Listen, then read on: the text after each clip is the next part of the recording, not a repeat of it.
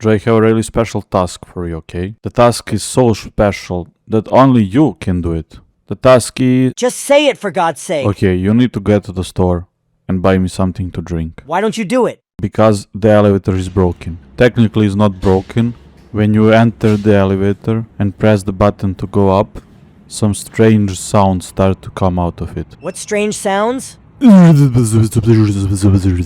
Okay. From that sound, I think the elevator is not working properly. And without my neighbor Melissa, she's the elevator mechanic, I can't go in. I understand all that well, that you're not allowed to enter without Melissa, and that the elevator's broken. But why don't you go on foot? We literally live on the second floor. I don't like the sound of stairs. Just listen.